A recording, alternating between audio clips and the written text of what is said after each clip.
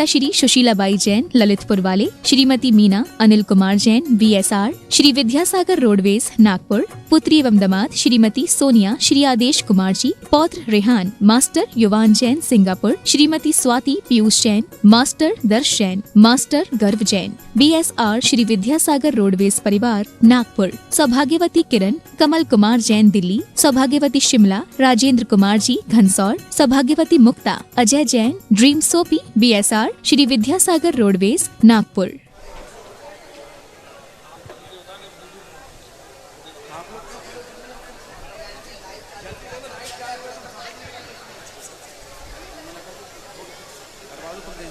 दुनिया को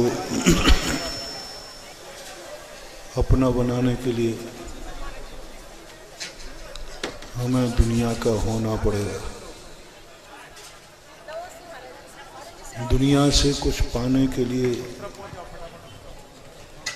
हमें पहले दुनिया को कुछ देना पड़ेगा। खेत में फसल आने के पहले हमें खेत में बीज बोना पड़ेगा। बीज खोए बिना, बीज बोए बिना फसल की कल्पना करना आकाश के फूल के समान निरर्थक है। गधे के सींग के समान एक निपट कल्पना है, मिथक है। व्यक्ति सबसे बड़ी भूल यही तो कर रहा है। दुनिया से सब कुछ चाहता है। चाहता है मुझे अच्छी हवाएं मिलें, लेकिन हम हवाओं को दूषित करते हैं। चाहते हैं हमें जल अच्छा मिले, लेकिन हम जल को दूषित करते हैं। चाहते हैं कि पेड़ पौधे हमें अच्छा पर्यावरण दें, हम उन्हीं को काटते हैं। जो जो वस्तुएं तुम्हारे जीवन में उपयोगी हैं, उपकारी हैं, व्यक्ति उन्हीं का नाश करता है। उपकारी आखिर क्या करे? उपकार कहता है कि मैं उपकार कर सकता हूं, लेकिन कम से कम तुम मुझे कुछ दो या ना दो, लेकिन कम से कम मेरा विनाश तो मत करो। लेकिन अक्सर कर देखा जा रहा है आज के भौतिक युग में, जो जो उसके जीवन में सहयोगी हैं उन्हीं के पंख काट रहा है। उसको कुछ नहीं बिगड़ने वाला, हमारा ही बिगड़ेगा। और जो व्यक्ति दुनिया को कुछ देना चाहते हैं, फिर दुनिया उन्हें इतना देती है कि वो जन्म जन्म तक भी दुनिया के द्वारा दी हुई दुआ पूर्ण नहीं कर पाते। क्योंकि दुनिया चाहती है कोई भी दुखी आदमी थोड़ा सा भी दोगे, वो तुम्हें दुआ जन्म जन्मांतरों की देगा। तुम थोड़ा सा उपकार करो, वो तुम्हारे जन्म जन्म तक उपकार करेगा। तुम थोड़ा सा दुनिया के संबंध में सोचो, मैं इस दुनिया को क्या दे सकता हूं, मैं इस दुनिया का क्या कर सकता हूं, मेरे द्वारा क्या हो सकता है। जल जब आपके सामने आवे तो सोचना चाहिए कि हे जल, मैं तुझे क्या कर सकता हूं। मैंने तो तुझे गंदा ही करता हूं, नहाता हूं तो गंदा कर देता हूं,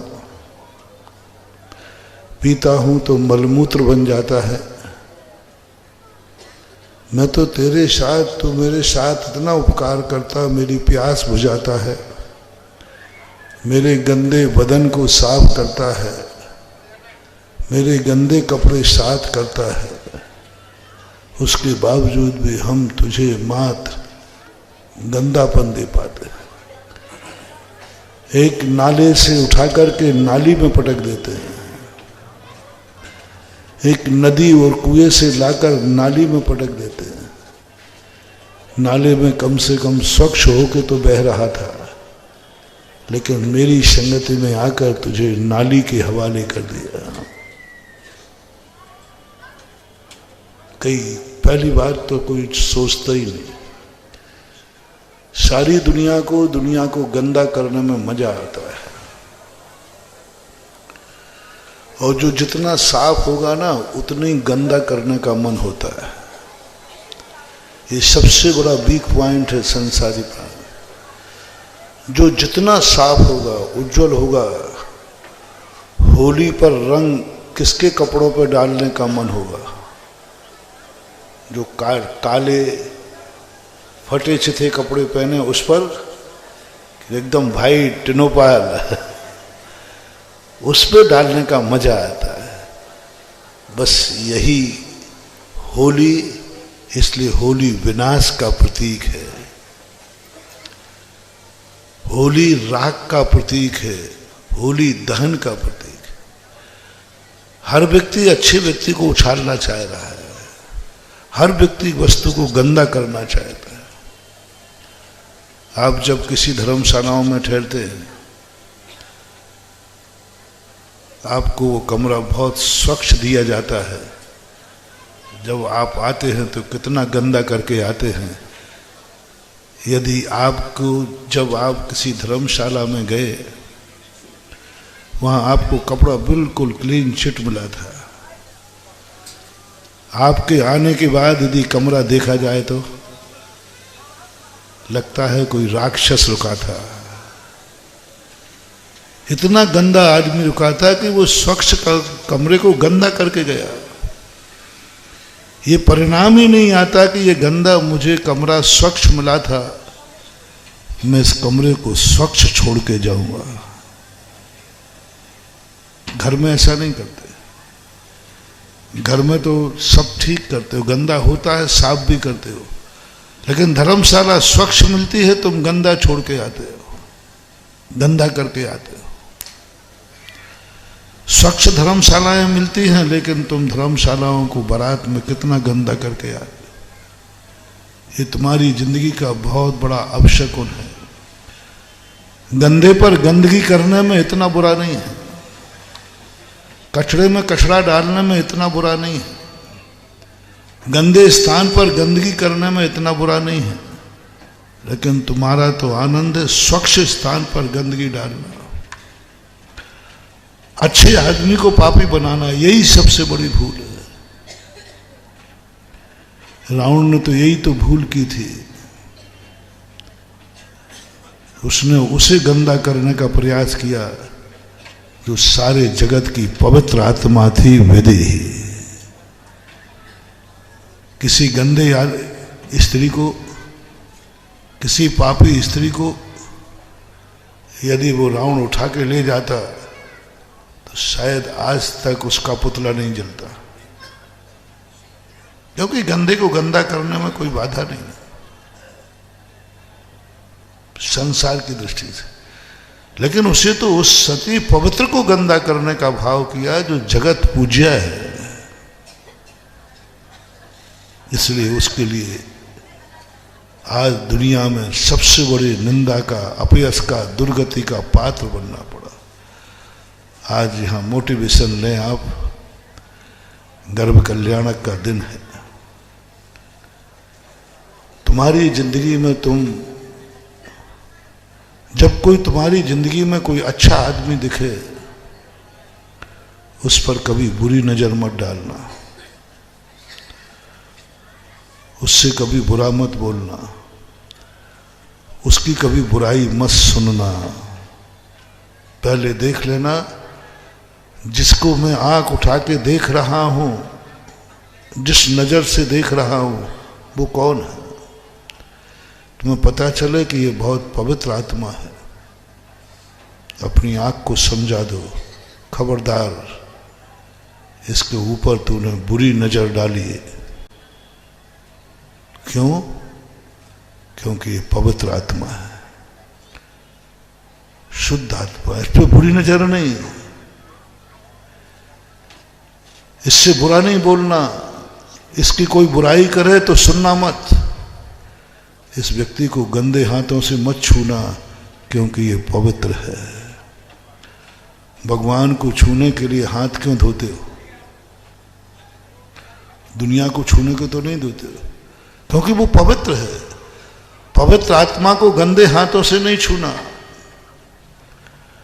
पवित्र आत्मा के साथ गंदा व्यवहार नहीं करना भक्ति का सबसे बड़ा पहला सोपान है। जिसकी तुम भक्ति कर रहे हो वो कैसा है?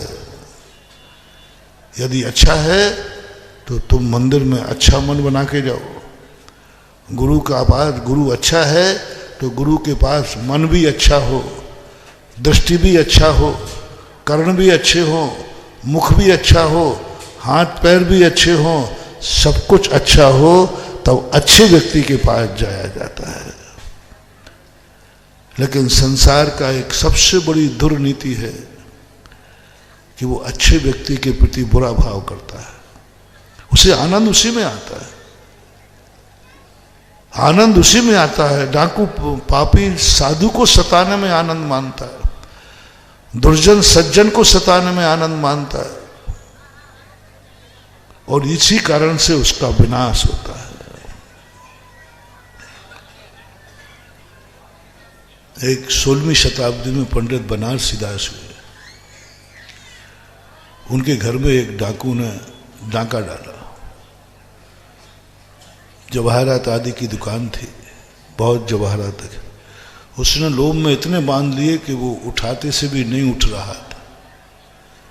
बनारसी दास उसी कमरे में लेटे हुए तो उन्होंने देख लिया ये चोर बेचारा, जरूर इसके जीवन में संकट है, इतनी रात में इतनी रिक्स लेकर उठाने आया। तो बनारसी दास स्वयं उठे और बोले, भैया तेरे से ये पोटली नहीं उठ रही, मैं उठवा दूं? चोर को अपनी मसाला, अपनी धन दौलत बांधते हुए देख करके उसको उनको दया आ गई, बेचारे से उठने, उसने उठवा दी और कहा, देख भाई तू जल्दी पीछे के दरवाजे से निकल जा। स्वयं उसको दरवाजे तक भेजने गए, बोले जा भाई तेरा सारा दुख दर्द दूर हो, मेरा जीवन धन हो गया कि मेरी कमाई से किसी की गरीबी दूर हुई,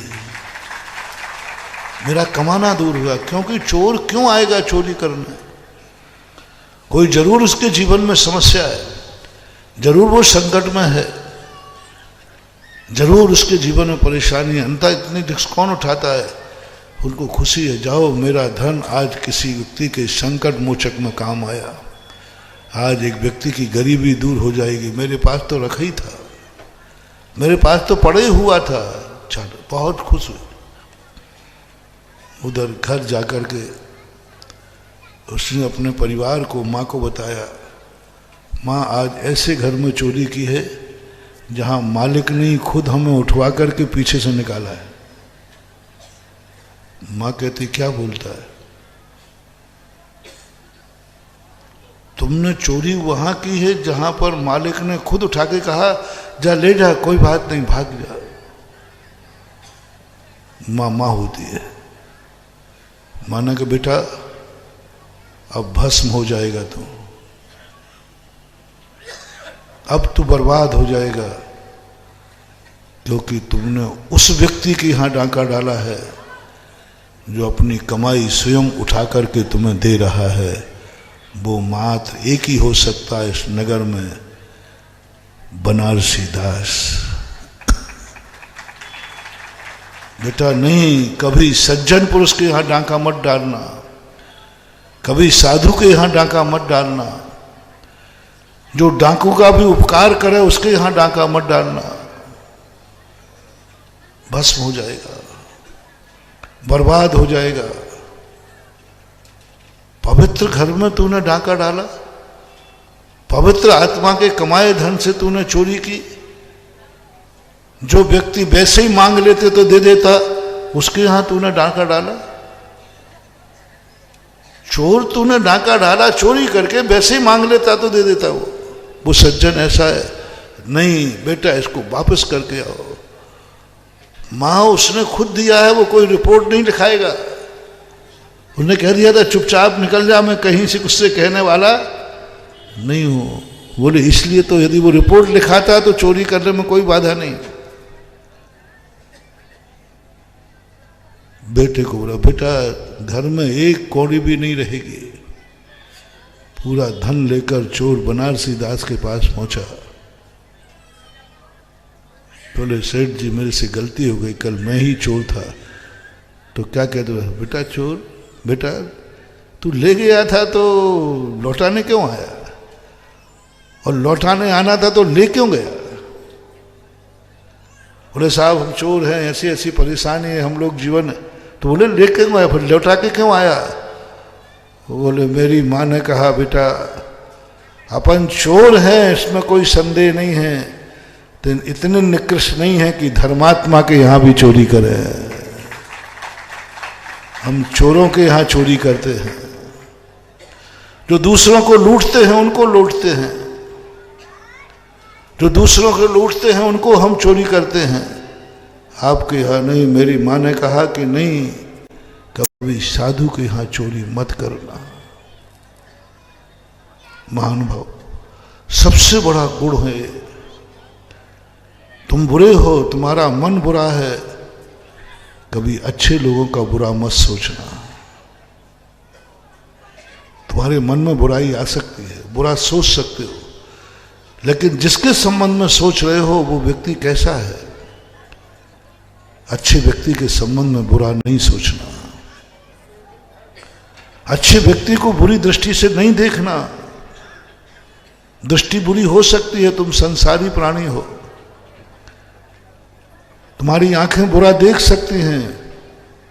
मैं तुमसे ये नहीं कहूंगा कि आज से तुम बुरा सोचना बंद कर दो, नहीं कहूंगा, क्योंकि मैं जानता हूं तुम ये नियम पालन नहीं कर पाओगे, नियम तोड़ दोगे, गुरु आज्ञा का उल्लंघन का दोष लगेगा तुम्हें। इसलिए मैं अपने भक्तों से नहीं कहूंगा कि तुम अपने मन में कभी बुरा मत सोचना,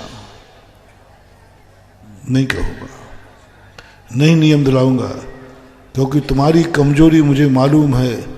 तुम्हारा मन बुरा सोचे बिना रह नहीं सकता। कहीं ना कहीं बुरे भाव। एक नियम देना चाहता हूं, बस अच्छे लोगों के संबंध में बुरा मत सोचना। मैंने बुरा सोचने के लिए मना तो नहीं किया ना? क्या कहा? अच्छे लोगों के संबंध में बुरा, जिसको तुम अच्छा मानते हो, सारा संसार अच्छा मानता है, सारा परिवार अच्छा मानता है, सारी दुनिया अच्छी मानती है कि सबसे अच्छा आदमी है, सारा जगत कहता है ये सबसे अच्छा आदमी है। बस इतना सा नियम ले लो, मैं उसके संबंध में कभी बुरा नहीं विचारूंगा। तुम बुरा देख सकते हो, मैं नहीं कहूंगा कि तुम्हारी आंख कभी बुराइयों की तरफ न उठे। आप ग्रस्त हैं, आपकी आंख बुरा देखने के लिए हो सकता है। बस एक नियम लेना है, जो सारे जगत का अच्छा हो, जो तुम्हारी दृष्टि में अच्छा हो, तुम्हारे परिवार की दृष्टि में अच्छा हो, जिसे सब अच्छा कहते हो, उसको कभी बुरी नजर से मत देखना, क्योंकि वो अच्छा है।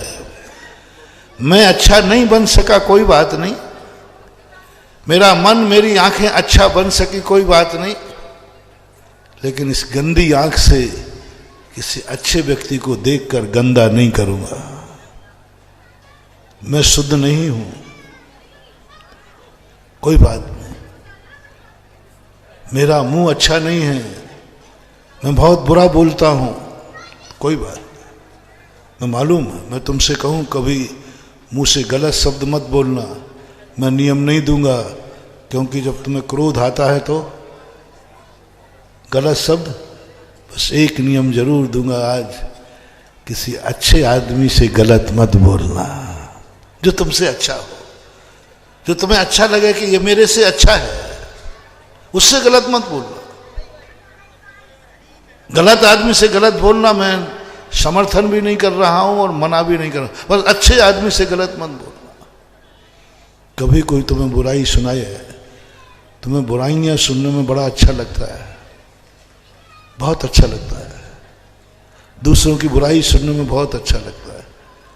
मैं तुमसे मना नहीं करूंगा कि तुम किसी की बुराई मत सुनना, क्योंकि तुम सुनोगे। बस एक बात ध्यान रखना, इन कानों से कभी अच्छे आदमी की बुराई मत सुनना।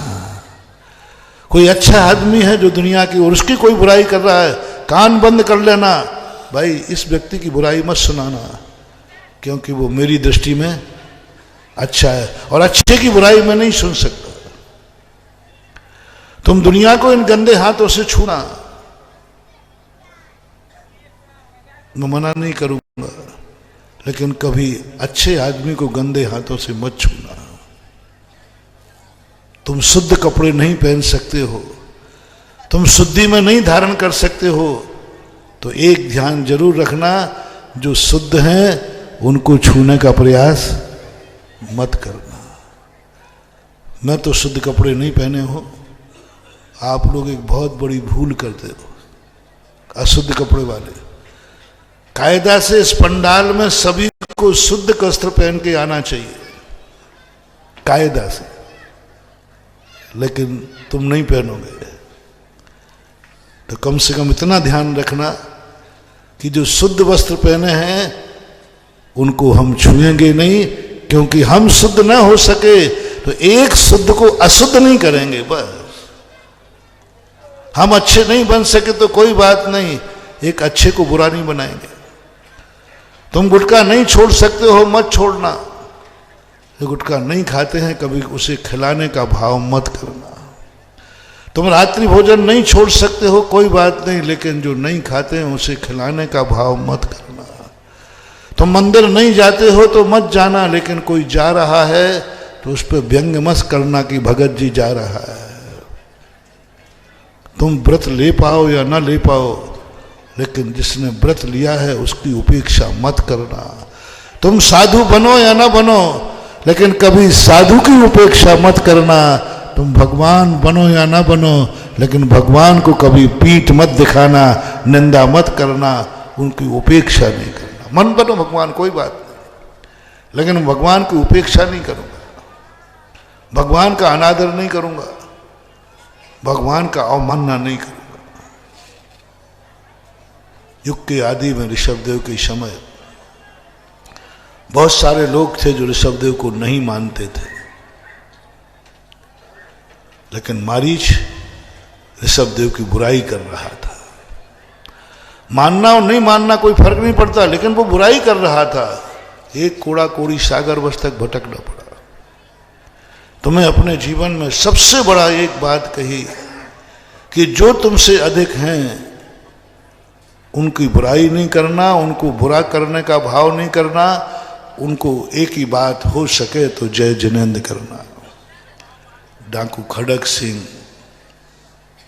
की कहानी सुनी होगी, बहुत बड़ा खुकार डाकू था। उसने बाबा भारती के घोड़े पर नियत खराब की। बड़े बड़े महलों में जाकर के ताले तोड़कर डाका डालने वाला एक बाबा की झोपड़ी में से घोड़ा नहीं चुरा पाया। घास की झोपड़ी थी बाबा की, लेकिन जब भी उसके पैर बाबा भारती की झोपड़ी की तरफ बढ़े तब तक पैर कांप जाते थे, उसके कांप जाते थे। डाकू खड़क सिंह ने सभा बाबा जी है, बाबा जी ने चारों तरफ से अपनी झोपड़ी को कीलित कर रखा है, कीलित कर रहा है, मंत्रों से बांध दिया। साधु है ना, इसलिए हम झोपड़ी के अंदर नहीं जाते, जब भी जाते हैं मेरे हाथ पैर कांप जाते हैं। उसने कहा साधु ने देवता बैठाल रखे। उसने कहा ठीक है, कभी तो बाहर निकलेंगे।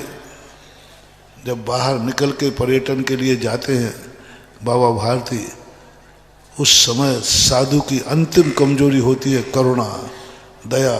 सबको मालूम है विकलांग बनकर के बैठ गया, मुझे दाता रामगढ़ भेज दीजिए। साधु दयालु था, उतर करके उसको बैठा दिया। जैसे ही बैठाला उसने घोड़े को एक एड़ लगाई, भाग गया। बाबा मैं अपाहिज नहीं हूं, मैं डाकू खड़क सिंह हूं। रुको खड़क सिंह। बाबा बोले बाबा जी मत रुको, बड़ी मुश्किल में घोड़ा ले पाया हूं, मैं ये घोड़ा वापस नहीं दूंगा। बाबा भारती कहते हैं हम साधु हैं, जिस चीज पर दूसरों की नीयत खराब हो जाती है उस चीज का त्याग कर देते हैं। साधु के पास ऐसी कोई वस्तु, मूलाचार में आया, साधु अपने पास कोई ऐसी वस्तु न रखे जिस पर दूसरे की नीयत खराब हो। दूसरा व्यक्ति ये कहे कि वस्तु मुझे मिल जाए, ऐसी वस्तु रखने का त्याग है। मुझे मालूम नहीं था कि घोड़े पर तेरी नीयत है, नहीं तो मैं वैसे ही दे देता तुझे।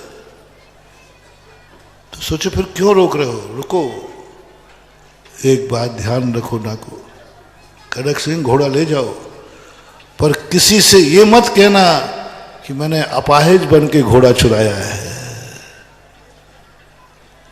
डाकू कहता है ऐसी भी आत्माएं कोई हैं, आप झूठ बुलवा रहे हो। बोले झूठ बोल देना। बोले क्यों? यदि ये कह दिया कि मैंने अपाहिज बनकर के घोड़ा चुराया है तो लोग अपाहिजों पर विश्वास करना छोड़ देंगे कि अपाहिजों पर विश्वास मत करना, उसके भेष में डाकू खड़क सिंह छुपा हुआ रहता है। फिर सही के अपाहिजों का क्या होगा? खड़क सिंह हिल गया, घोड़ा ले गया, उसको चैन नहीं पड़ी, बड़े बड़े डांके डाले उसने, लेकिन आज की रात बेकार गई, क्योंकि एक साधु के यहां डांका डाला था। बताते हैं उसी रात में घोड़ा साधु की झोपड़ी के बाहर बांध गया और 2 आंसू टपका करके चला गया। यानी उस पापी में भी इतनी अकल आई कि मैं किसी पुण्यात्मा के यहां डांका डालूं। जहां साधु संतों की जमात लगती है वहां मैं डाकू प्रवेश कर गया, धिक्कार है। बनारसी दास के डाकू ने भी यही कहा, नहीं, मेरी मां ने कहा है कि नहीं बेटा, साहूकार का धन नहीं खाना, सज्जन का धन की चोरी मत करना, धर्मात्मा के धन की चोरी मत करना, नहीं तो बर्बाद हो जाएगा। वापस लेके गया। बनारसी दास भी एक कदम आगे थे। वाह रे वाह बेटा, डाकू की मां भी इतनी पावन, डाकू की मां भी इतनी पवित्र। डाकू पुराण देखो, डाकू का पुराण देखना, जिसको मैं आज कह रहा हूं। तुम भले डाकू पना छोड़ो या ना छोड़ो, किसी सज्जन साधु के यहां डाका मत डालना। तुम बुरे अच्छे बनो या ना बनो, किसी को बुरा मत करना। डाकू की मां इतनी ज्ञानी, डाकू को क्या लेना देना, कहीं से मिले कैसे मिले, उसको तो धन से मतलब है। बनारसी दास ज्ञानी थे, उन्हें कहा डाकू की मां इतनी पावन, इतनी पवित्र, वो जानती है कि डाका किसके यहां डालना है।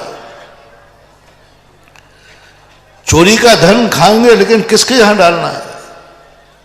बनारसी दास उस चोर से अपनी पोटली वापस ले लेते हैं और एक थैले में कुछ रत्न भर करके ले जाते हैं। बोले चलो बेटा, मैं तुम्हारी माँ से मिलना चाहता हूँ। बनारसी दास खुद गए, जाकर उस माँ के पैर छुए, बोले माँ, एक बेटा तो आपका है ही, एक मैं बेटा आपके चरणों में कुछ भेंट लाया हूँ, इसे स्वीकार करो। बताते उस दिन के बाद उस घर में कभी डाकू पैदा नहीं हुए।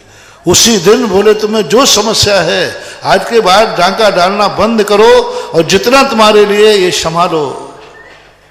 कैसी थी आत्माएं, कैसे होते थे डाकू लोग, कैसे होते थे पापी लोग, कैसे उद्धार हो जाता है पापियों का। जब 1975 के लगभग जब डाकुओं का आत्मसमर्पण हुआ, मैंने एक डाकू जो आत्मसमर्पण हुए थे ना डाकुओं का, बड़े बड़े डाकुओं का, एक डाकू से मैं हूबहू मिला। मैंने उससे प्रश्न किया, मैंने कि तुमने अपनी जिंदगी में अच्छा कार्य क्या किया? तुमने दुनिया को लूटा है, दुनिया को मारा है, पीटा है, सब कुछ किया, तुमने अपनी जिंदगी में अच्छा कार्य क्या किया? मध्य प्रदेश का डाकू था, पूजा बब्बा, एक आंख थी उसकी। उसने एक ही बात कही, बड़ी आज भी मुझे याद आती है इस प्रसंग में। उसने कहा, हमने एक पुण्य का कार्य किया है। हमारी गैंग का और हमारा नियम है, स्त्री के शरीर पर जो आभूषण पहने होगी उसको कोई हाथ नहीं लगाएगा, पहने होगा। शरीर के ऊपर जो आभूषण पहने हैं, चाहे वो 1 किलो का हो चाहे 10 किलो, शरीर में पहना हुआ कोई आभूषण नारी से नहीं उतरवा जाएगा, चाहे वो माँ हो चाहे स्वा, कुछ भी नहीं। एक ही नियम था। बोले एक बार एक मेरे चोर ने नारी के गले का हार छीन लिया था, हमने उसको वहीं शूट कर दिया था, वहीं पर। बोले ये पुण्य किया है, बाकी तो मैंने नहीं किया। मुझे आज खुशी है, और उसी पुण्य ने आज उसे अच्छा इंसान बना दिया। एक पुण्य है। डाकू का अर्थ, डाकू होते हैं दुनिया में, लेकिन कुछ डाकू इतने अच्छे होते हैं कि उनके नियम होते हैं। कितना बड़ा नियम है कि हम किसी नारी के शरीर पर पहने हुए आभूषण को नहीं उतराएंगे, और हमने कभी आज तक रखे हुए किसी के मंगल सूत्र को नहीं चुराया। यदि आ भी जाता है तो मंगल सूत्र, उसने कहा कि मेरे जब रखे हुए सोने के आभूषण उठाए उसमें मंगल सूत्र था। हमने अपने एक डाकू को भेज करके उस घर में माँ का मंगल सूत्र वापस किया था। ये सिद्धांत कितने बड़े सिद्धांत। तो आप लोगों से भी मेरा कहना है कि जब भी तुम्हारी दृष्टि में कुछ आए और सारे संसार को मजा आता है सज्जनों को लूटने में, अच्छे लोगों को गंदा करने में, पवित्र कमरे को गंदा कमरे में, पवित्र स्थान को गंदा करने में, स्वच्छ में गंदगी फैलाना, ये सबसे बड़ी हमारी भूल है। यदि आज हमने ये नियम ले लिया कि हम किसी गंदे स्थान को गंदा तो करेंगे लेकिन पवित्र स्थान को गंदा नहीं करेंगे, पवित्र आदमी को गंदा नहीं करेंगे, जो गंदा है उसके लिए मैं मना नहीं कर रहा हूं। यह दुनिया पवित्र नहीं है। दूसरा कारण ये तुम्हारे लिए है, आज जो गर्भ में आ रहा है वो आत्मा कैसी थी, कितनी पावन और पवित्र थी, उसने क्या संस्कार बनाया, उस नीति को अपनाया। दुनिया कभी पवित्र थी नहीं, है नहीं, होगी नहीं। पवित्र दुनिया नहीं होती है, पवित्र इंसान होता है। पवित्र दुनिया नहीं होती, पवित्र इंसान होता है। जल पवित्र नहीं होता है, लेकिन जल किसी ऐसी आत्मा की संगति में आ जाए कि वो जल गंधोदक बन जाता है। इतना सारा जल दुनिया में है, कौन से समुद्र का जल गंधोदक है? दुनिया में कहीं गंधोदक नहीं मिलेगा। जल कभी भी गंधोदक नहीं मिलेगा। जल कभी इतना पवित्र नहीं हो सकता कि साधु उस पर सिर पर लगा ले। लेकिन दुनिया में एक व्यक्ति ऐसा हो सकता है जिसको जल छू जाए तो वो गंधोदक बन जाता है, पवित्र। दूसरा प्रसंग दे रहा हूं, यदि तुम अच्छे इंसान हो, गर्भ कल्याणक के देखने आए हो, गर्भ कल्याण से शिक्षा लेना है, तो तुम थोड़ा ऊपर उठो। ये उपदेश तो उनको दिया है जो धर्म से दूर है, पापी है, जिनका सब कुछ बुरा कार्य है, सब कुछ बुरा करते हैं। उनके लिए मैंने अभी 15-20 मिनट में जो संदेशा दिया, उनके लिए यदि तुमसे बुराई नहीं छूटती है तो इतना नियम कर लो। तुम्हारी दृष्टि शुद्ध नहीं होती है तो इतना नियम कर लो। ये तो उनके लिए नियम है जो धर्म से दूर है। तुम तो धर्मात्मा हो, तुम तो जैन हो, तुम तो पंचकल्याणक देखते हो, तुम तो पंचकणक पवित्र बने हो, तो तुम्हारे लिए दूसरा उपदेश है आज भगवान के गर्भावतरण पर कि तुम जिंदगी में एक नियम लो, किसी एक गंदे को अच्छा बनाओगे। पहला नियम क्या था? हम अच्छे को कभी गंदा नहीं बनाएंगे, ये तो जनरल नियम हो गया। अब एक महान नियम है, किसी एक गंदे को पावन बनाओगे। कुछ ऐसा करो जो तुम्हारे किए हुए से उसको कोई पूछने वाला नहीं था, कोई छूने वाला नहीं था, तुमने कुछ ऐसा कर दिया कि वो आज वो पूजनीय बन गया। जैसे मैंने जल को कहा, तुम अपनी जिंदगी में जल को गंदा बनाते हो, तो स्वच्छ को गंदा बनाते हो, तो तुम्हारे नहाने के पहले जल स्वच्छ है, पवित्र तो नहीं है। और जैसे ही तुम्हारे शरीर को वो जल छुएगा, तो मैं मान के आया था वो कि 84 लाख योनियों में मनुष्य सर्वश्रेष्ठ है, इसकी संगति में जाएंगे तो हम कुछ ऊंचाइयां पाएंगे। मनुष्य इंसान एक अच्छा आदमी है, इनकी संगति में जाएंगे तो हमको अच्छा बनेंगे। लेकिन वो जल तुम्हारी संगति में आया तो गंदा हो गया, नाले से नाली में पहुंच गया। जब मनुष्य का स्पर्श नहीं पाया था तब कम से कम नाले में बह रहा था, और जैसे ही मनुष्य को छुआ उसने तो कहां बह गया? नाली में बह गया। जल कहता, रे दुष्ट, रे पापी, मैं तुझे बहुत बड़ा आदमी मान के आया था, तेरे स्पर्श तो मेरा पतन हो गया। देह परसते होए अपावन, निस दिन मल झारी। वो जल तुम्हें अभिशाप देता है, क्योंकि जल तुम्हारे छूने के पहले बड़ा पवित्र था, स्वच्छ था, निर्मल था। लेकिन जैसे ही तुमने छुआ, जैसे ही तुमने पिया, इतना गंदा कर दिया, इतना गंदा कर दिया कि कोई उसे छूना भी नहीं चाह रहा। जल तुम्हें अभिशाप देता है, जा, मैं तुझे बहुत महान मान के आया था और तेरी संगति में आकर मेरा पतन हुआ। जा, तू एक एक बूंद पानी को तरसेगा। ऐसी योनि तुझे मिलेगी जहां तू नहा ही नहीं पाएगा। नहाना और नहीं नहाना बराबर है। जिस नाली में तूने मुझे बहाया है, इसी नाली में तू रहेगा। कुत्ता बनकर, सूकर बनकर, नाली का कीड़ा बनकर। वो जल का अभिशाप, जल की नकारात्मक ऊर्जा। जल जैसे तुम्हारा नाली में गया, तुमने जल बहाया, तैसे जल अभिशाप देता है। तूने मुझे नाली का किया है, तू एक दिन नाली में ही जिंदगी बिताएगा।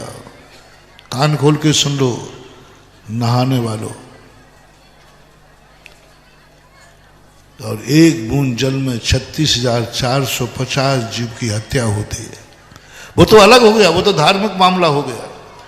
मैं धार्मिक मामले की बात नहीं कर रहा हूं, मैं एक नैतिकता की बात कर रहा हूं कि तुम इंसान 84 लाख योनियों में सर्वश्रेष्ठ है, और जल तुम्हारे लिए आया था कि चलो ये स्नान करेगा इसके, तो मैं तो ये तो और गंदा बना लिया। उस समय हर व्यक्ति जब जल तुम्हारे नहाने का नाली की तरफ बहे, सावधान हो जाना, आत्मा कंपायमान हो जाना। गुरु ने कहा था, आज मैंने जल को नाली में बहाया है, कल मुझे नाली में जिंदगी व्यतीत करना पड़ेगी। कल्पना करो नहाने वालों, कल जिंदगी तुम्हारी नाली में होगी। कल तुम नाली में जिंदगी बिताओगे। चाहे सूकर बन के बनाओ, चाहे कुत्ते बन के बनाओ, चाहे कीड़े बन के बनाओ, बिताना पड़ेगा। कोई नहीं रोक सकता।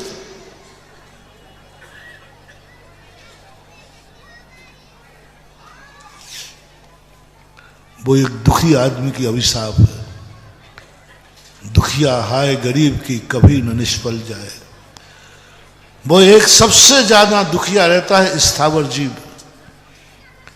स्थावर जीव कर्म फल चेतना भोगते हैं, इनकी बद्दुआएं बहुत बुरी होती।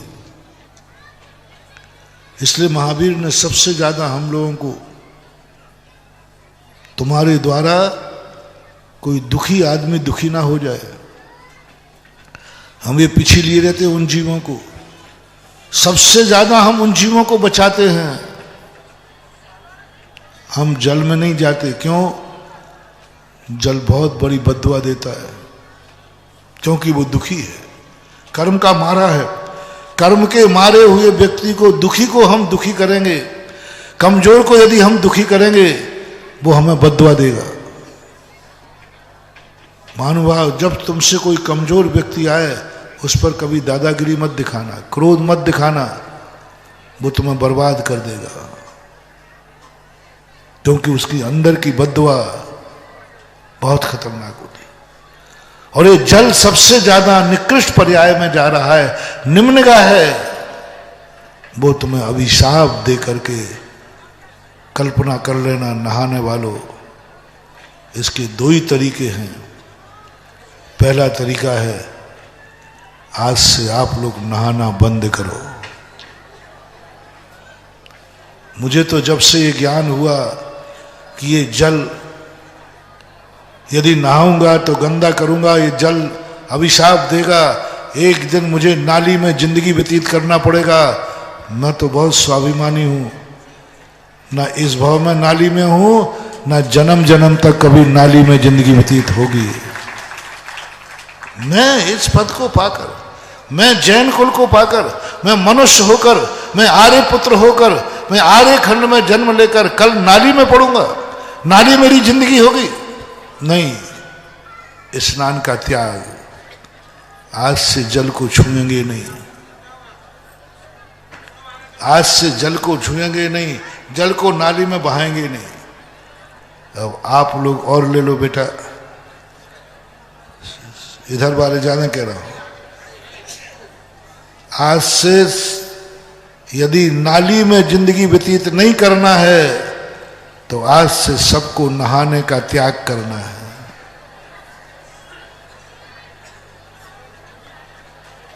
प्रदीप भैया कहे तो भी कहना, साहब मैं तो नहीं नहाऊंगा,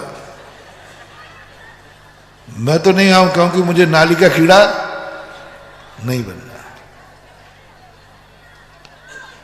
क्या ये संभव है? तो फिर नाली का कीड़ा बनना मंजूर है? जल्दी बोलो। या तो नाली का कीड़ा जिंदगी व्यतीत करना मंजूर करो, या नहाना बंद करो। दो में से कोई 31 चुनो, कुछ भी एक चुन लो। महाराज जी देखो, आप समझो बात खिला दे, हम बांसी वाले हैं, सीधे साधे हैं, नहाना बंद नहीं कर पाएंगे। देखो महाराज आप समझो। तो फिर एक बात हो, महाराज जी ठीक है मैं नहाना बंद कर दूंगा, लेकिन हमारी भी एक शर्त है कि आपको बिना नहाए मेरे से आहार लेना पड़ेगा। तुम भी बोलना चाहिए, साधु तुम्हें जब चकमा दे रहा है तो तुमको महाराज ठीक है नहाने का त्याग, आहार लोगे आप। मैं नहाने का त्याग कर सकता हूं, लेकिन आहार देने का त्याग नहीं करूंगा। दूसरी बात है, मैं भगवान का अभिषेक नहीं छोड़, नहाना छोड़ दूंगा, अभिषेक नहीं छोड़ूंगा। आप बिना नहाए भगवान के अभिषेक की अनुमति दिलाओ। मैं पंचकल्याणक में बैठना नहीं छोड़ूंगा। बस ब्रह्मचारी भैया से कह दो कि बिना नहाए मुझे पूजा करा देंगे, इंद्राणी बना देंगे। बस हम नहाएंगे नहीं, लेकिन हम पंचकर्णक नहीं छोड़ेंगे। हमारे नगर में पंचकर्णक हो रहा है और हम इंद्राणी नहीं बने, वो तो महाराज बनेंगे, वो तो बनेंगे। आप कहते हो नहाएंगे नहीं, ठीक है, आप बिना नहाए यदि पंचकर्णक में बैठ सकते हो तो माइक दू ब्रह्मचारी को, प्रदीप को, हाँ कहलवाने के। वो तो नहीं कहेगा, वो तो पक्का क्रियाकांडी है। वो तो तुमने कोई छू भी लिया ना तो वो बाहर करते हैं एकदम। महाराज जी पंचकर्णक तो नहीं छूटूंगा। और गजब, बांसी का एक घर भी ऐसा नहीं है जिस घर से इस पंच कल्याणक में कोई इंद्र ना बना हो। 100%। बहुत बड़ी बड़ी समाजें देखी, 100% रिजल्ट कहीं नहीं आता, और वो भी छोटे पात्र नहीं, श्यामानंद नारायण नहीं, सारे बांसी की जैन समाज के हर घर से एक बड़ा पात्र बना है।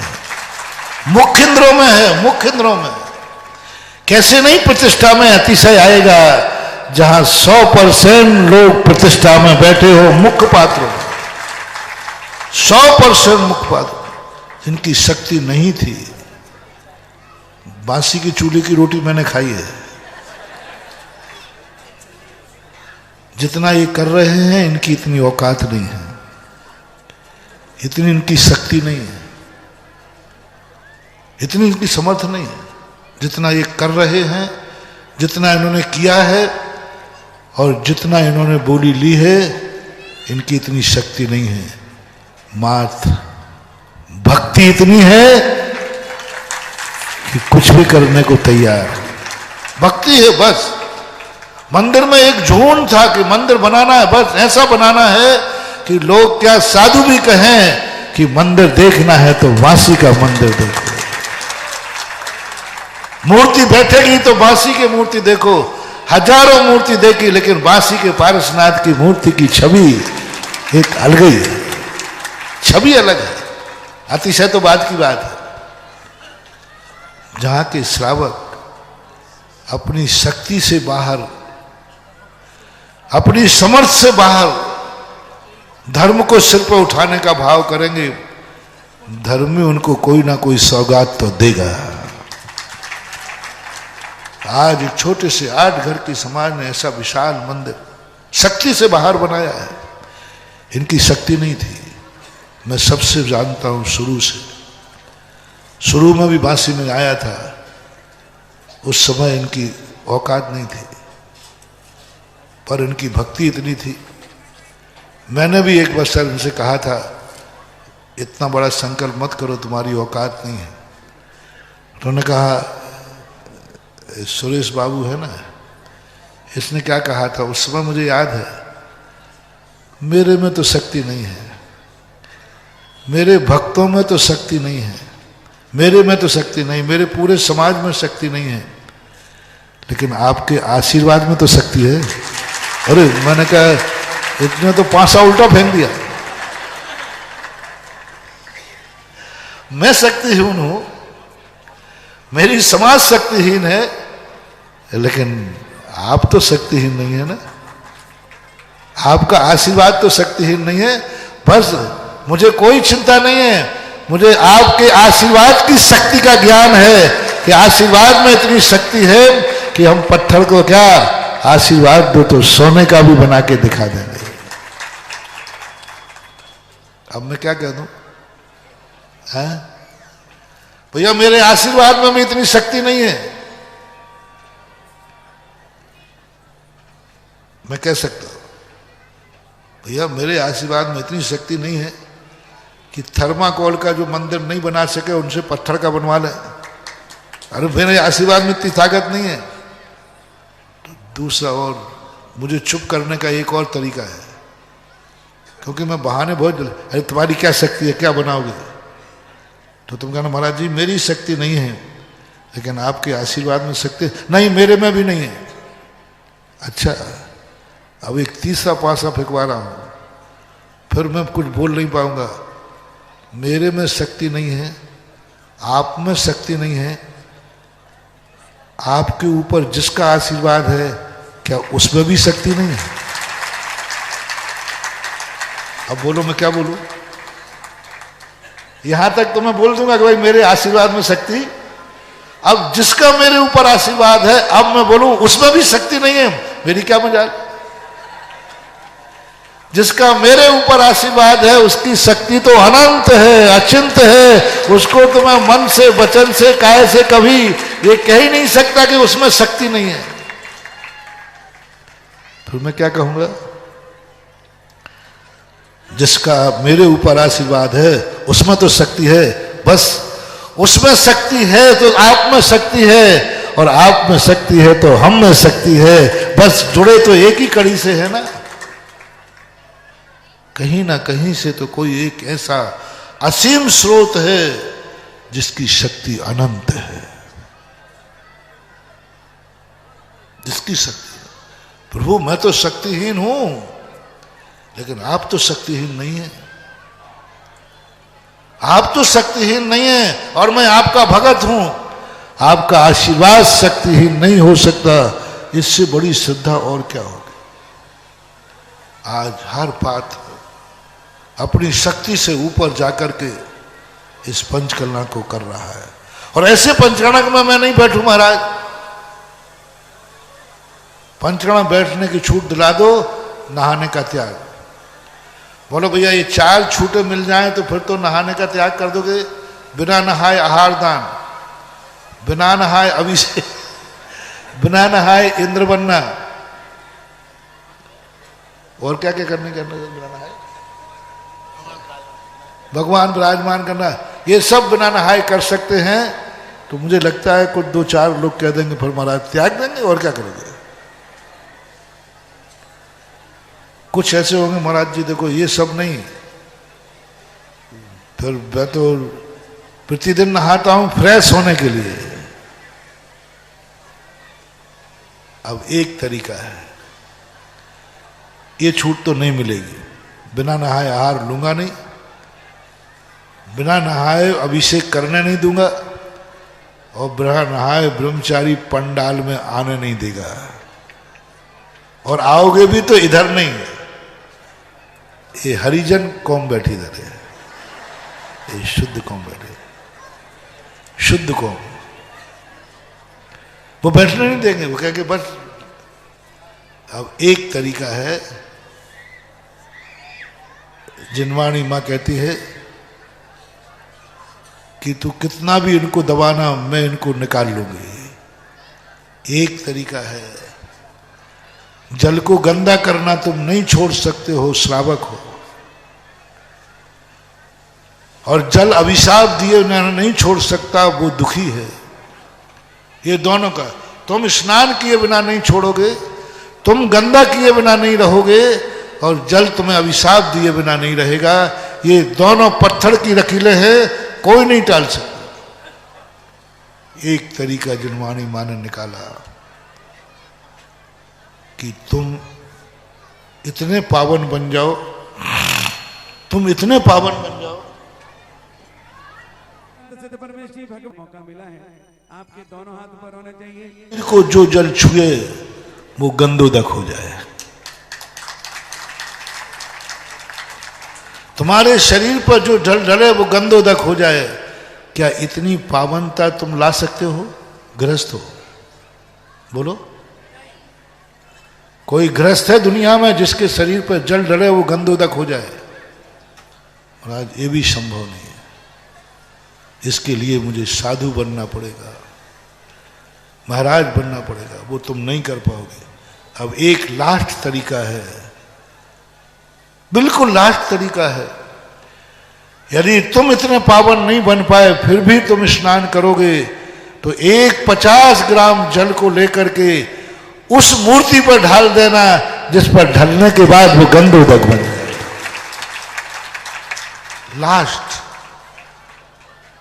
उस गंदोदक, जब जल तुम्हें अभिशाप देगा कि तूने मुझे गंदा बनाया था, उसी समय वो 50 ग्राम जल वरदान देगा, तूने मुझे गंदोदक बनाया था। तो गंदो अभिशाप देने वाले से ज्यादा वरदान देने वाले की शक्ति होती है, ध्यान रखना। वो जल तुझे अभिशाप देगा जो नाली में बहाया है, और वो जल वरदान देगा जिसने तुम तो नहीं बन सके, लेकिन कम से कम एक नियम ले लो तुम।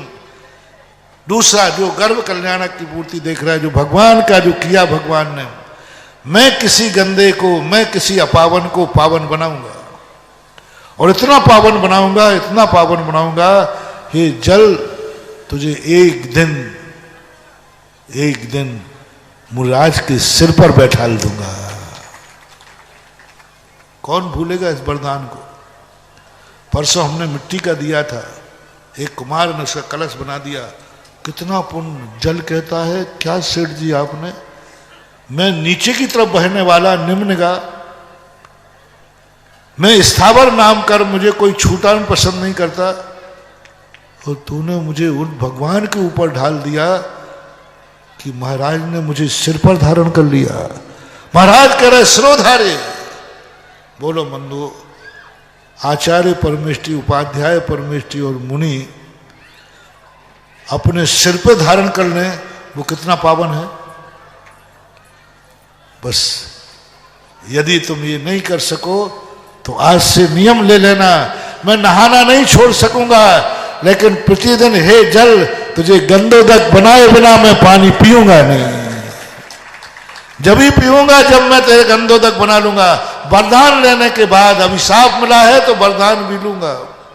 और मैंने पहले ही कह दिया, दिन भर का किए हुए जल का अभिशाप 2 बूंद गंदोदक बना देना, वो सारे अभिशाप वरदान के सामने फीका पड़ जाएगा और तुम्हारा वरदान जीत जाएगा, अभिशाप कट जाएगा। और यदि तुमने ये ना कर पाए और तुमने स्वच्छ को ही गंदा किया है, स्वच्छ जल को सदा गंदा बनाते आए हो, तो जाओ फिर नाली के कीड़ा बनना पड़ेगा। नाली ही तुम्हारी जिंदगी होगी।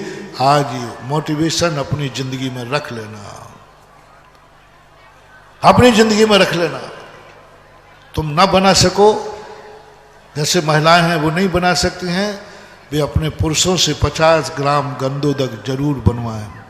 वो अपने पुरुषों से कहें कि जाओ भगवान के ऊपर ढाल करके मेरी तरफ से भगवान का गंदोदक बना दीजिए, तो भी कारित में आ जाएगा। कृत कारित अनुमोदना। और न बना सको, न करवा सको, तो कम से कम जल जब भगवान के ऊपर ढल रहा है तो हाथ जोड़ करके आंखों से देख लेना, तो अनुमोदना हो जाएगा। ये कर सकते हैं, देखो, करवाओ और या करो। लेकिन प्रतिदिन जब जल को गंदा बनाते हो तो प्रतिदिन तुम्हें गंदोदक बनाना है। हर चीज में यही देखना है, किस गंदे को हम पवित्र बनाएंगे। तुमने सदा अच्छे को गंदा बनाया है। तुमने कभी संसार को शोषण किया है। कल जो मैंने कहा था, संसार से तुमने द्वेष किया है, संसार से तुमने घृणा की है, संसार को तुमने चूसा है। यूज एंड थ्रो, अपना काम निकाला है। चाहे पेड़ पौधा हो, चाहे गाय हो, चाहे जैसे गाय दूध देना बंद करती कसाई को बेच देते। पेड़ तुम्हारे फल देना करते हो, काट के फेंक देते हो। उपकारी का तुमने सर्वनाश ही किया है सदा। कल मैंने बात कही थी, यदि संसार से तुमने कुछ उपकार किया लिया है तो वे संसार से राग करो। तुम सोचो तुमने संसार को क्या दिया है, क्या दिया है। कभी तुमने संसार को कुछ देने का भाव किया है जो तुम्हारे पास था? कभी किसी पेड़ पौधे का तुमने हित किया है बिना स्वार्थ के? कभी तुमने कीड़े मकोड़ों का हित किया है बिना स्वार्थ के?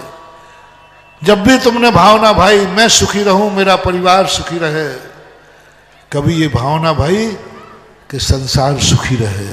कब?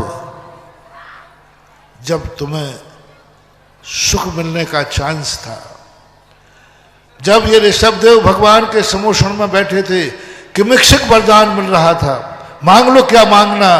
तो कल इन्होंने क्या मांगा था? सुखी रहें। कभी तुमने मांगा? कभी तुमने मंदिर में जाके कहा भगवान मैं आज का नमोस्तु? कभी तुमने कहा? कभी तुमने संसार के जीवों के लिए शांति धारा की? अपने पे दुख आया, अपने पे संकट आया, शांति धारा की 50 बार। जब भी संकट आया तुम मंदिर दौड़े, जब भी संकट आया तुमने नमोकार मंत्र की माला फेरी, जब भी संकट आया तुमने गुरुओं का आशीर्वाद लिया, जब भी तुम्हारी कोई इच्छा हुई, गुरुओं से आशीर्वाद मांगा उसकी पूर्ति के लिए, पूर्ति के लिए बहुत बार। महाराज मैं नौकरी पर जा रहा हूँ, मैं व्यापार शुरू कर रहा हूँ, मैं बहुत परेशान हूँ। दिन भर यही आशीर्वाद मांगते रहते हैं आप, दिन भर आते हैं, दिन भर आते, क्योंकि तुम्हारी महाराज तक पहुंच है, तुम्हारी मंदिर तक पहुंच है, तुम भगवान पर अभिषेक कर सकते हो। तो क्या कभी उनके नाम का अभिषेक करोगे जो अभिषेक नहीं कर सकते? क्या उनके लिए कभी तुम मंदिर गए जो मंदिर नहीं आ सकते? क्या उनके लिए प्रार्थना की है जो कभी भगवान को पहचानते भी नहीं? कभी ऐसा भाव आया तुम्हें कि आज मैं उसके लिए प्रार्थना करूंगा जो भगवान तक ही नहीं आ पाता? भगवान जो तुझे पहचानते ही नहीं, मैं उसके हित के लिए बात करूंगा। आदिनाथ ने की, 24 तीर्थंकरों ने की। भगवान आपके समूसम जो बैठे हैं, मैं सब सुखी है, लेकिन मैं उनके लिए याचना करता हूं जो आपके समूसम तक नहीं आ सकते, जो आपको नहीं पहचान सकते। उन जीवों के प्रति मेरे भावना है कि जो समूसम में नहीं आ सकते हैं, उनको सुखी कर सकूं, ऐसी ताकत तुम मुझे दे दो, ऐसी शक्ति मुझे दो, मैं उनको सुखी कर सकूं। मेरा नमोस्तु। गजब की चीज जो कल मैंने कहा था, उनको बचाने का भाव जिसे दुनिया देखकर मारती है, नाग नागिन को, सारा जगत सारा ब्रह्मांड पारसनाथ की इस करुणा पर दहल उठा कि जिनको सारी दुनिया मारती है उनको बचाने का भाव आना, और इतने बड़े पद पर बैठने के बाद मुनियों को क्यों सारी दुनिया, मुनि का सबसे बड़ी कमी देखना, मुनि की तपस्या के लिए ज्यादा नमस्कार नहीं होते, मुनि को तपस्या से ज्यादा पुण्यबंध नहीं होता, अनुष्ठान से पुण्यबंध नहीं होता, कितने हम जाप ध्यान करें इससे पुण्यबंध नहीं होता। मुनिराज को सबसे ज्यादा पुण्यबंध होता है उस समय जब वो किसी चींटी को बचाने के लिए झुक जाते हैं। जिनके चरणों में सारी दुनिया झुक रही है, जिनके चरणों में सारी दुनिया नतमस्तक है, जगत पूज्य हैं, वे आज एक चींटी के लिए झुक करके उसको बचाने के लिए उतर पड़े हैं। यह है पुण्यबंध का कारण। कोई छोटा मोटा आदमी नहीं, बड़ा आदमी जब छोटे को उठाने के लिए झुक जाए तो आप लोग क्या कहते हो? अरे भैया इतना बड़ा आदमी, और एक मुझ जैसे छोटे को ब्रह्मांड कांप जाता है। इतनी बड़ी शक्ति जिसे कोई झुका नहीं सकती। सारी दुनिया ही पंच परमेष्टि के चरणों में झुकती है, लेकिन जब एक तुच्छ चींटी को बचाने के लिए साधु झुक जाता है, बचाने के लिए। ये पीछे कोई बड़े आदमियों को लगाने के लिए नहीं रखी है, उन तुच्छ जीवों को बचाने के लिए रखी है। इस समय पुण्यबंध, सबसे ज्यादा पुण्यबंध साधु को होता है जब साधु का हाथ पीछे की तरफ जाता है। सबसे ज्यादा किसको बचाने जा रहे हैं? तुम्हें लगाने के लिए नहीं। जिस समय तुम्हें लगाने के लिए पीछे उठाता हूं उस समय हमें कुछ नहीं मिलता है। इसमें सबसे ज्यादा पुण्यबंध होता है जिस समय यह पीछे लगा करके मैं यूं चींटी को बचा, बड़ी दया से उसको धक्का ना लग जाए। अरे चींटी पर इतनी दया, चींटी के लिए इतना झुक जाना, चींटी के लिए आंखों से कितना त्याग कर दिया, बलिदान देखो। पुण्यबंध नहीं होता जब हम ध्यान में बैठते वहां तो कर्मों की निर्जरा होती है। साधु को पुण्यबंध होता है, साधु का मन भी करता है कि मैं यहां वहां देख के चलूं, आजू बाजू थोड़ा देखूं। उसने सब अपनी इच्छाएं छोड़ दी, यहां देखना बंद कर दिया, नीचे देख के चल रहा है। किसके लिए? कांटा न लग जाए? नहीं, पैर से चींटी न कुचल जाए। अरे कुचल जाएगी, चींटी से क्या नुकसान है? अरे चींटी का मर्डर भी हो जाए तो कौन सी एफआईआर लिखी जाती है?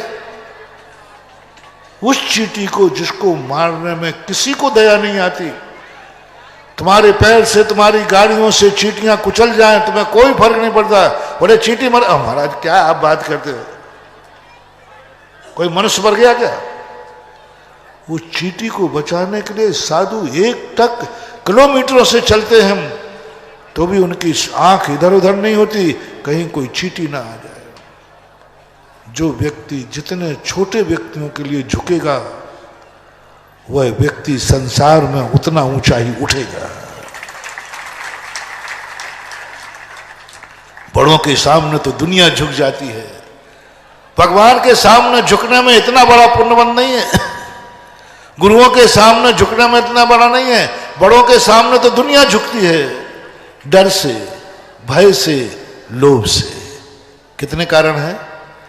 बड़ों के सामने झुकने से क्या होता है? लोभ से आशीर्वाद मिलेगा। बड़ों के सामने दुनिया झुकती है, डर रहता है नहीं झुका तो राजा नाराज हो जाएगा, मोह से झुक जाता है, लोभ से झुक जाता है। लेकिन उसके सामने, उसके लिए झुकना जिससे ना तुम्हारा कुछ बिगाड़ पाएगा, कुछ नहीं। जितने जब जब तुम जितने छोटे को उठाने के लिए झुकोगे, उतने ही तुम ऊंचे उठोगे। जैसे पारसनाथ, पारसनाथ किसको बचाने के लिए झुके? नाग नागिन को लोग जिंदा देखने नहीं चाहते। नाग नागिन जब भी मरता है सब खुशी मनाते हैं। नाग को जिंदा कोई देखकर खुशी नहीं मनाता, नाग को मरा हुआ देखकर खुशी मनाते हैं। बोलो, जिंदा नाग को देखकर खुशी है कि मरे को? मरने के बाद ऐसे जीव को बचाने के लिए प्रभु झुक गए। प्रभु झुक गए, 3 लोक का नाथ झुक गया, त्रिलोकी नाथ झुक गया उस तुच्छ जीव के लिए। सारे जगत ने कहा जो ऐसे तुच्छ जीव को झुकता है उसे हर मंदिर में बैठाला जाएगा। और 24 तीर्थंकरों में प्रथम स्थान है, नंबर 23वां है और भक्तों की दृष्टि में पहला है। नंबर कौन सा है उनका? लेकिन श्रद्धा में क्यों इतने तुच्छ व्यक्ति के लिए झुक गए? साधु की सबसे बड़ी पहचान है, सबसे बड़ा पुण्यबंध है कि साधु उन जीवों के लिए झुक जाता है जिनको दुनिया पैरों से रौंदती है। एक घास के ऊपर से पैर नहीं रखेगा, एक चींटी को नहीं रौंदेगा, उनके लिए झुकेगा, उनके लिए देख के चलेगा, उनके लिए पीछे रखेगा। ये है सबसे ज्यादा पुण्यबंध का कारण। और ये भी निश्चित समझना महानुभाव, जो जितने तुच्छ बीजों के लिए झुकेगा वह जगत में उतना ही पुजेगा, शक्ति बढ़ेगी, साधना बढ़ेगी। आज तीर्थंकर की महिमा देख लो, भगवान नहीं है ये तीर्थंकर हैं, उनके लिए भीख मांगी। ओहो, भगवान के लिए भीख मांगी। वासी वालों, तुमने तो भीख मांगी है भगवान के लिए। अरे बड़े आदमियों को तो दुनिया भीख मांग लेगी, तुमने भीख मांगी है भगवान के लिए, तुमने भीख मांगी है गुरुओं के लिए, तुमने भीख मांगी है माँ बाप के लिए। और हमारे प्रभु ने भीख मांगी थी सारे जगत के तुच्छ प्राणियों के लिए। एक व्यक्ति, माँ बाप भूखे बैठे थे, बेटा भीख मांगने गया। बोले क्यों मांग रहे हो? बोले मम्मी पापा के लिए। कोई बड़ी बात? कोई बड़ा? तुम कहा भीख क्यों मांग रहा है? बोले मंदिर के लिए, शान बढ़ती है। लेकिन एक शक्तिमान भीख मांग ले, किसके लिए भीख मांग रहे हो?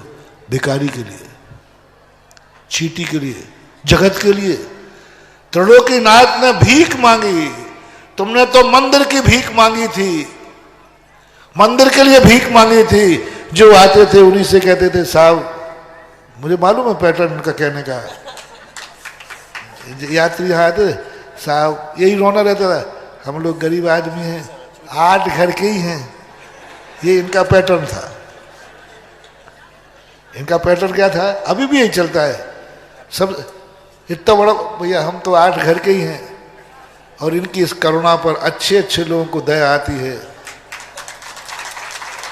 8 घर के मंदिर की प्रशंसा कम होती है। 8 घर वालों ने इतना बड़ा मंदिर बनाया। अब इससे अच्छा मंदिर ललितपुर वाले बनाए तो इनकी प्रशंसा नहीं होगी। ललितपुर मंदिर की मैंने प्रशंसा नहीं सुनी। इतना बड़ा अभिनंदनोदय तीर्थ क्षेत्र बनाया है, अभिनंदनोदय तीर्थ क्षेत्र बनाया इतना बड़ा। लोग आके कहते कौन सी बड़ी बात कर ली, बड़ी समाज है। पूरे 4 महीने सुन रहा हूं, 4 महीने से एक ही बात सुन रहा हूं। बोलो भाई अभिनंदनोदय तीर्थ क्षेत्र बड़ा बना है कि नहीं, यहां से बड़ा है कि नहीं है, पर कोई भी प्रशंसा नहीं कर रहा है। लोग कहते हाँ साहब कोई बड़ी बात नहीं, बड़े लोग हैं, बड़ी समाज है। बड़ी समाज इतना बड़ा बना लिया तो कौन सी बड़ी बात है। यानी ललितपुर वाले पूरे 4 महीने बाहर के यात्री की 2 शब्द प्रशंसा में नहीं सुन पाए। और खूब देखो हमने ऐसा मंदिर बनाया, हमारे यहाँ नंदीश्वर बन रहा है, सब बन रहा है, वो लोग भी खूब चाहते। अंत में यात्री क्या कहते, हाँ बड़े लोग हो, बड़ी समाज है। अब बड़ी समाज ने इतना बड़ा काम कर लिया तो कौन सा तीर मान लिया। लेकिन यहां जब से मैं आया हूं, जितने बाहर के लोग आ रहे बोले बड़ा गजब, 8 घर के लोगों ने,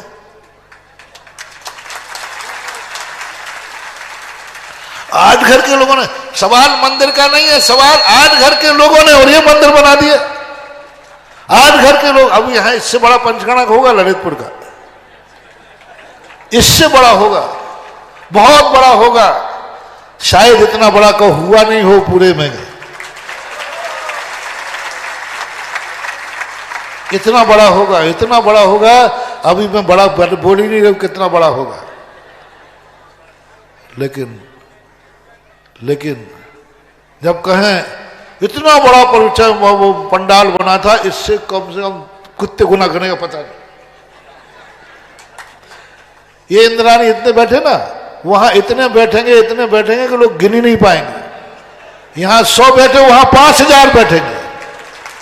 अब पंडाल कितना बड़ा होगा भैया बता लो, सोच लो आप लोग, सब बड़ा होगा। और जब किसी से कहेंगे भैया इन्होंने इतना बड़ा पंडाल, बोले हाँ ठीक है बड़ी समाज है। 2 मिनट में सब किरकिरा कर दिया। और बासी का पंडाल छोटा सा, इंद्राणी 100 ढोल बैठे, लोग कहते ओ गजब कर दिया 8 घर में। ये 8 घर जो है इनका एक ऐसा पैटर्न है दुनिया को लुभाने का। 300 है, ठीक कोई बात नहीं। इनका सबसे यही कहते जित देखो साहब मंदिर बन रहा है, हम लोग तो 8 घर के ही। जैसे ही 8 घर बोला तैसे ही सामने वाले को दया जी, अच्छा ठीक है लो देता हूं। तो तुमने जो भीख मांगी है भगवान के लिए मांगी, मंदिर के लिए मांगी। आज तुम पंचकर्णक के लिए मांगा तो भगवान के पंचकर्णक के लिए ललितपुर को शामिल कर। ललितपुर को आखिर दया आई गई कि बांसी का पंचकर्णक है, चलो ललितपुर का एक परिवार के इतने पात्र ललितपुर में भी नहीं मिलने वाला है।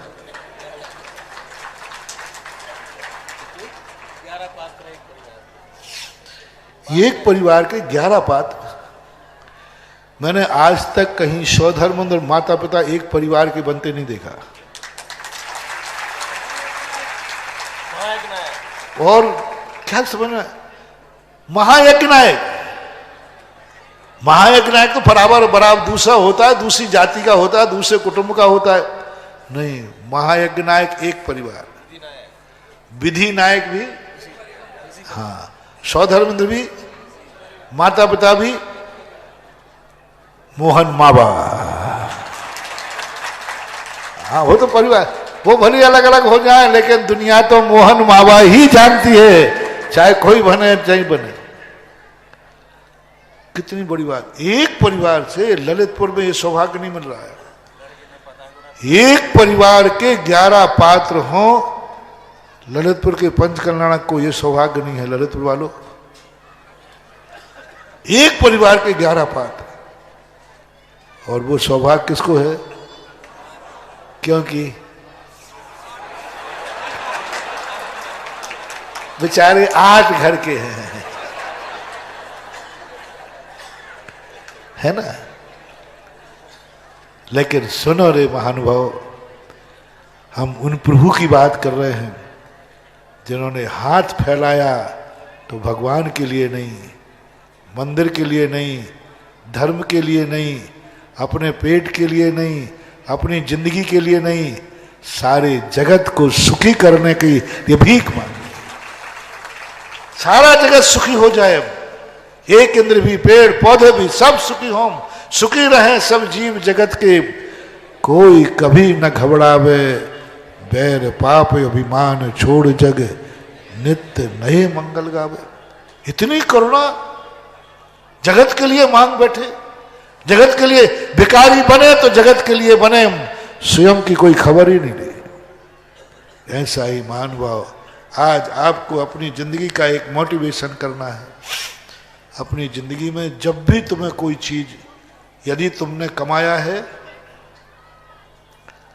पॉइंट टू पॉइंट बोलता हूं, यदि तुमने कुछ कमाया है तो तुरंत एक सोचना कि मैं इसमें से कुछ अंश उसके लिए दूंगा जो मेरे से पुण्यहीन है,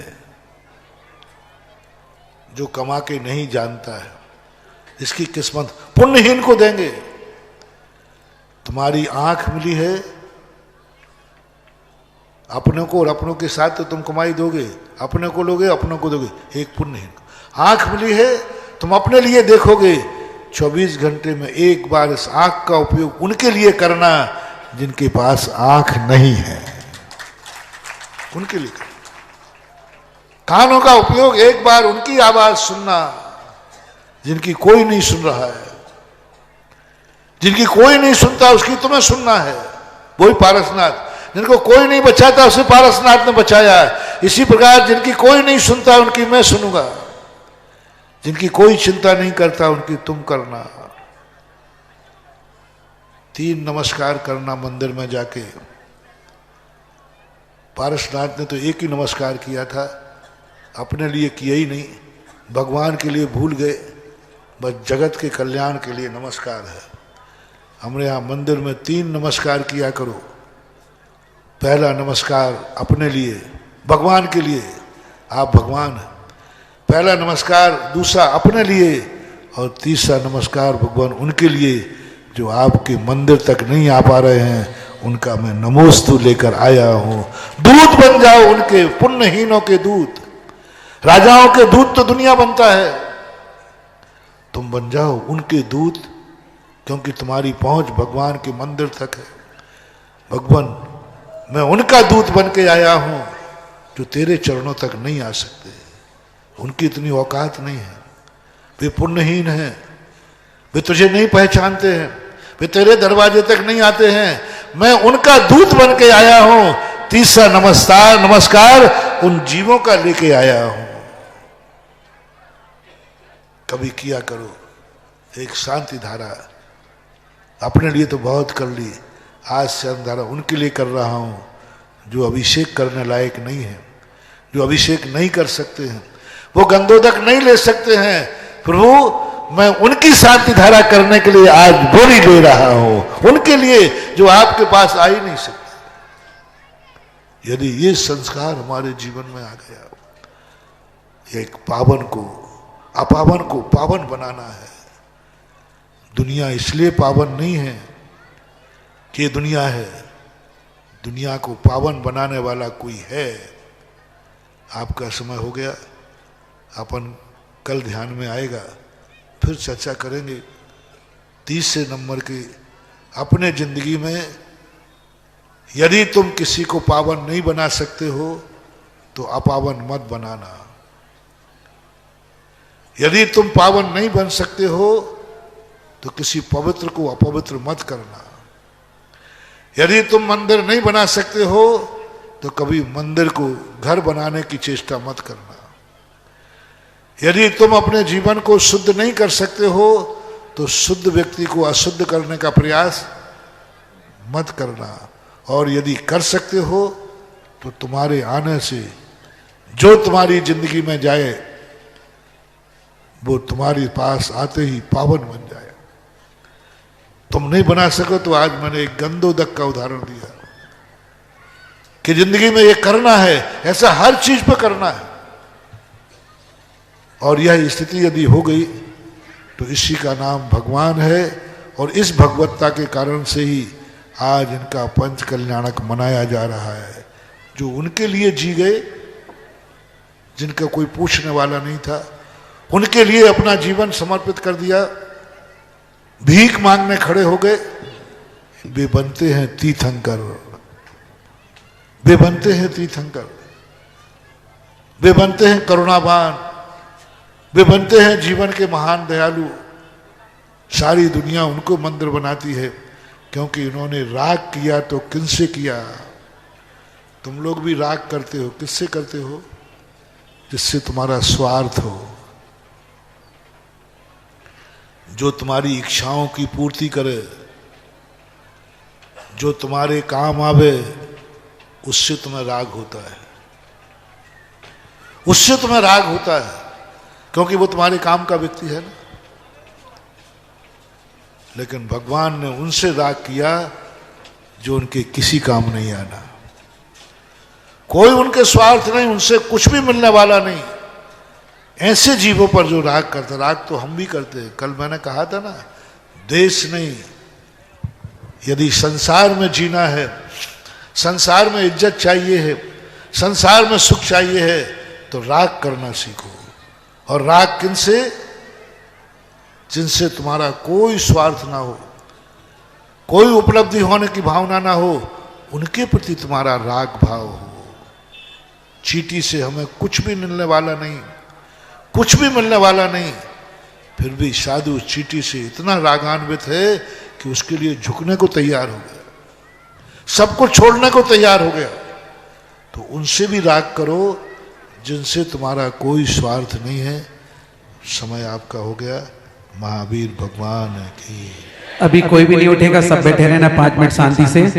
परम पूज्य महाराज जी की मंगल दिशना का लाभ लिया और 8 घर की समाज की कहानी आपने सुनी है। वास्तव में इन्होंने बहुत अनूठा कार्य किया और इन सबके पीछे अगर कोई रहस्य है तो वही रहस्य है जो संत सुधा सागर जी महाराज यहाँ बैठे, इनकी कृपा और इनका आशीर्वाद था कि 8 घर वालों ने 8000 वालों के बराबर की काम कर लिया है। आइएगा, वहीं बैठे रहेंगे, आगे नहीं आएंगे। कार्य आया है, बहुत अच्छा है, क्योंकि यहाँ का पहले का मंदिर तो हड्डियों के ऊपर बना हुआ था, तो बेचारे परेशान थे। अब स्वच्छ स्थान पर बन रहा है। और यहाँ मंदिर में देखो, हर घर के एक मूर्ति है। और अभी क्या होगा, पुरानी कुछ मूर्तियाँ थी, बिल्कुल घिसकर समाप्त हो गई, तो मूर्तियाँ हटाई गई, मतलब उनको विसर्जित किया गया। तो लोगों ने कहा कि अब छोटी हट गई हैं तो नई आना चाहिए। 4 मूर्ति की सेटिंग कर रहे हैं महाराज जी। हाँ, तो अब 4 इंची 9, लेकिन ध्यान रखना मूर्ति ही नहीं दी जाती है। जो अकेली मूर्ति दे देते हैं, आप लोग एक सबसे बड़ी गलती करते। मूर्ति की जो निछावर लगे वो ले लेना, वो उतना ही पापी है जैसा एक बच्चे को पैदा करके छोड़ दिया, पालन पोषण नहीं किया, पैदा किया छोड़ दिया। बोलो, ऐसे पैदा करने वाले को पुण्य लगेगा कि पाप? सब लोग बोलो पाप। ऐसा ही मूर्ति लाकर के मंदिर में छोड़ दी, मूर्ति लाकर मंदिर को दे दी, ये बहुत बड़ा पाप है। कम से कम मूर्ति यदि जाके देते हो तो पहली बात तो मूर्ति जहां बैठे, जमीन से लेकर के छत तक पूरा स्थान तुम्हारा होना चाहिए। क्योंकि अपने बेटे को कम से कम हर पिता एक मकान देने का भाव करता है कि हमारा बेटे के लिए हम एक छाया देके जाएंगे।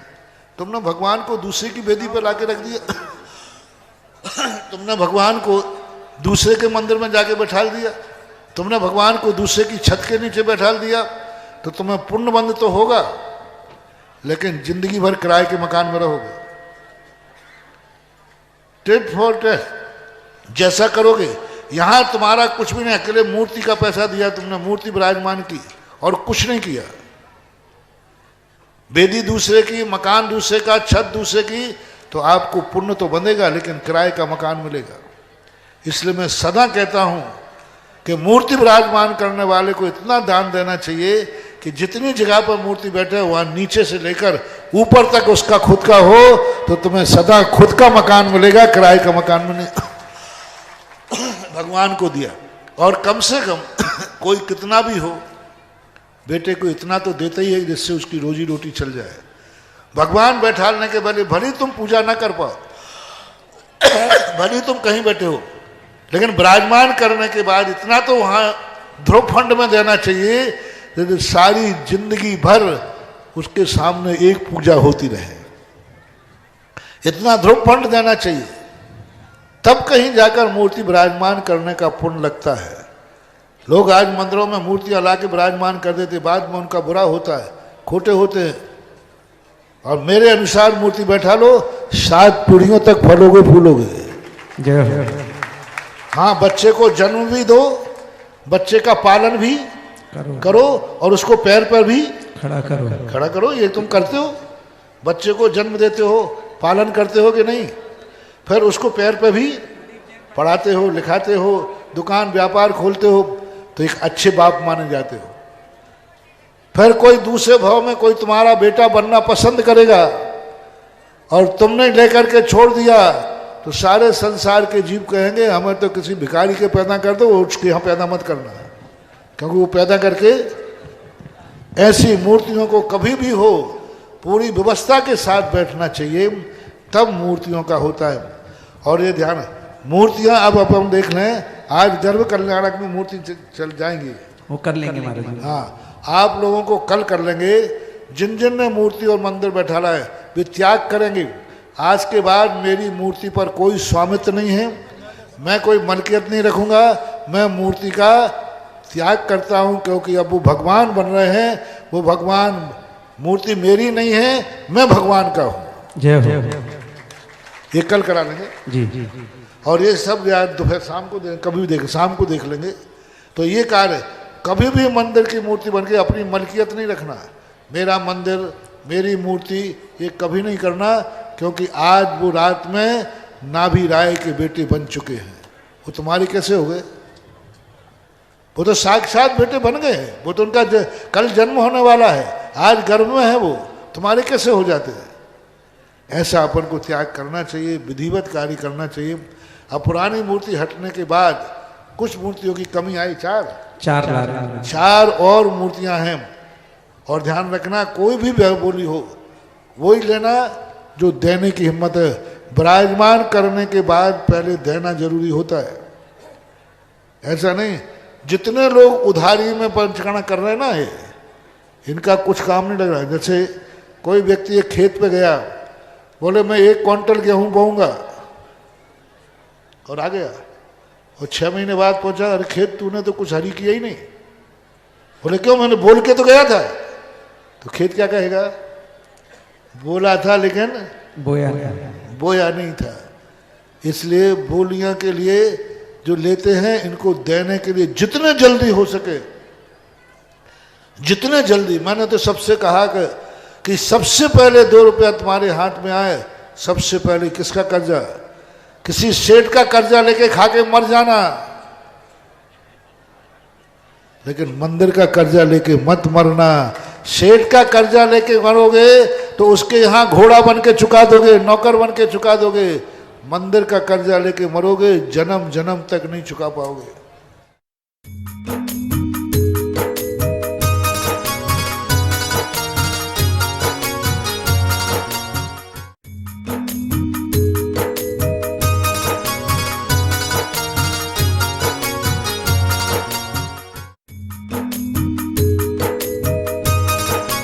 माता श्री सुशीलाबाई जैन ललितपुर वाले, श्रीमती मीना अनिल कुमार जैन VSR, श्री विद्यासागर रोडवेज नागपुर, पुत्री एवं दामाद श्रीमती सोनिया श्री आदेश कुमार जी, पौत्र रेहान, मास्टर युवान जैन सिंगापुर, श्रीमती स्वाति पीयूष जैन, मास्टर दर्श जैन, मास्टर गर्व जैन BSR, श्री विद्यासागर रोडवेज परिवार नागपुर, सौभाग्यवती किरण कमल कुमार जैन दिल्ली, सौभाग्यवती शिमला राजेंद्र कुमार जी घनसौर, सौभाग्यवती Mukta Ajay Jain dream soapy BSR, Shri Vidyasagar roadways Nagpur.